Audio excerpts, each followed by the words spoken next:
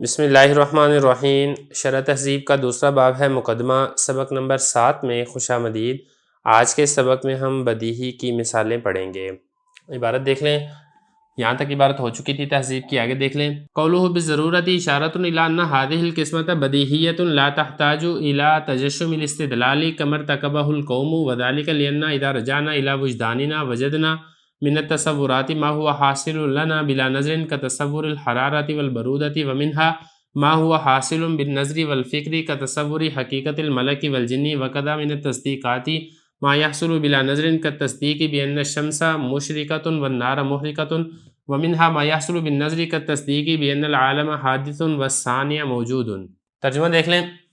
اشارہ ہے اس بات کی طرف کہ یہ تقسیم بدیہی یعنی واضح ہے، محتاج نہیں ہے استدلال کی مشقت اٹھانے کی طرف، جیسا کہ ارتکاب کیا ہے قوم نے، اور یہ اس لیے کہ جب ہم نے رجوع کیا اپنے وجدان کی طرف تو ہم نے پایا تصورات میں سے بعض ایسے ہیں کہ جو ہمیں حاصل ہو جاتے ہیں بغیر نظر و فکر کے، جیسا کہ حرارت کا تصور، برودت کا تصور، اور بعض ایسے ہیں جو کہ حاصل ہوتے ہیں نظر و فکر کے ساتھ، جیسا کہ ملک یعنی فرشتے کی حقیقت اور جن کی حقیقت۔ اور اسی طریقے سے تصدیقات میں سے بعض وہ ہیں جو ہمیں بغیر نظر و فکر کے حاصل ہو جاتے ہیں، جیسا کہ تصدیق اس بات کی کہ سورج وہ روشن کرنے والا ہے اور آگ جلانے والی ہے، اور بعض ایسے ہیں جو نظر و فکر سے حاصل ہوتے ہیں، جیسا کہ تصدیق مثال کے طور پہ عالم حادث فنا ہونے والا ہے اور ثانی موجود ہے۔ عبارت ہو چکی ہے، ترجمہ ہو چکا ہے، اب چلتے ہیں اس کی تشریح کی طرف۔ دیکھیں، گزشتہ سبق کے اندر ہم نے بڑی تفصیل سے والی بات پڑھ لی ہے کہ تصور اور تصدیق، ان کی دو قسمیں تھیں۔ ایک کیا تھی اس میں سے ضروری، جس کو بدیہی کہا گیا تھا، اور دوسری تھی نظری، جس کو کسبی بھی کہا گیا تھا۔ بالکل اسی طریقے سے تصدیق کی بھی یہی دو قسمیں تھیں، ایک ضروری اور دوسری ہے نظری۔ یہاں پہ سوال یہ پیدا ہوتا ہے کہ تصور اور تصدیق، اس کی یہی دو قسمیں ہونا کیوں ضروری ہیں، کیا وجہ ہے؟ تو دیکھیں، بعض لوگوں نے یعنی جو مناطقہ ہیں انہوں نے دلیل سے یہ والی چیز ثابت کیا ہے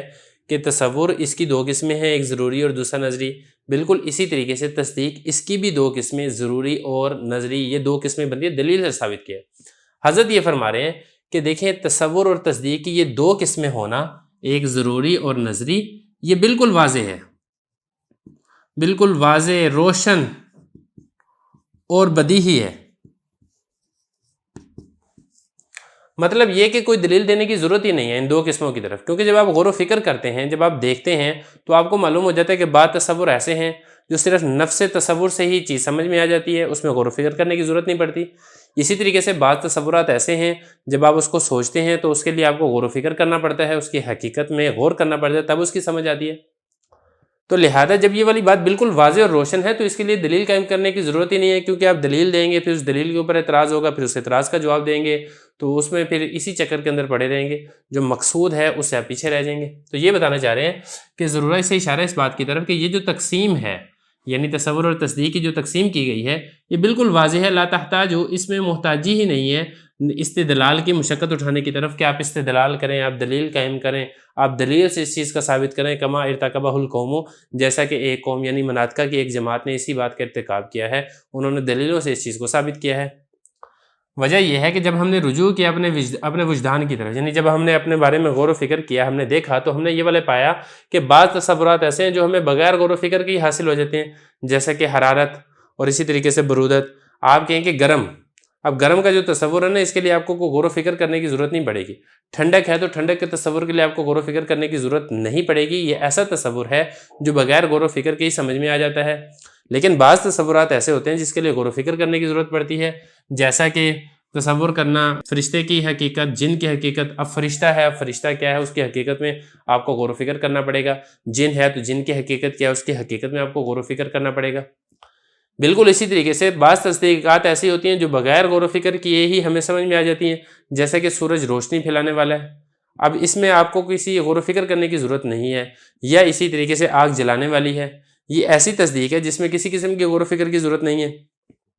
اور بعض اس میں سے تصدیقات ایسی ہوتی ہیں جو غور و فکر سے حاصل ہوتی ہیں، غور و فکر کیے بغیر وہ سمجھ میں نہیں آتی ہیں، جیسا کہ عالم حادث ہے، ختم ہونے والا ہے،